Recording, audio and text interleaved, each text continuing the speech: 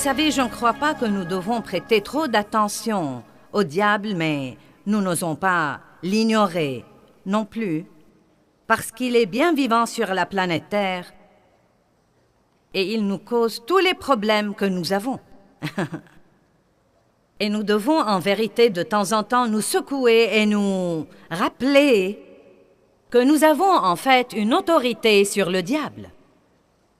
Nous devons utiliser cette autorité et l'exercer, mais surtout je pense que nous devons bien comprendre les stratégies de l'ennemi parce qu'il est très trompeur.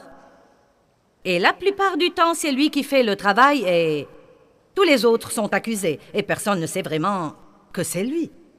Et donc nous devons de temps en temps étudier là-dessus de nouveau. Je crois que vous pouvez exagérer en étudiant trop sur la guerre spirituelle et les démons et le diable, mais c'est tout aussi mauvais d'être ignorant et de ne pas comprendre qu'il sera un problème si nous le lui permettons. 2 Corinthiens chapitre 2 dit « Si vous pardonnez quelque chose à quelqu'un, je pardonne aussi. Et ce que j'ai pardonné, si j'ai pardonné quelque chose, c'est à cause de vous, en présence et avec l'approbation de Christ le Messie. J'ai fait ça pour ne pas laisser à Satan l'avantage sur nous, car nous n'ignorons pas ses ruses et ses desseins. »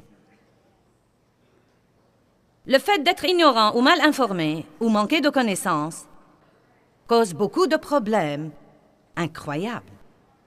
Et ce n'est pas parce que l'apôtre Paul a reçu une grâce de Dieu à cause de son ignorance et de son manque de connaissances que nous ne pouvons pas, même inconsciemment, ouvrir des portes à l'ennemi qu'il pourra passer et ainsi apporter la destruction dans nos vies. J'allais à l'église pour beaucoup d'années avant de vraiment comprendre que le diable était un vrai problème dans la vie. Je pensais que le diable était un personnage d'Halloween, quelqu'un vêtu d'un costume rouge avec une fourche et une queue rouge. Non, mais c'était à peu près tout ce que j'en savais. Et je n'avais pas la moindre idée des véritables problèmes qu'il me causait. Je n'avais pas la moindre idée, par exemple, des portes que j'ouvrais quand je restais fâché contre les gens et je faisais ça fréquemment. Croyez-moi, il y a des nombres incroyablement énormes de chrétiens fâchés. Et cela pose des problèmes incroyables dans la vie des gens.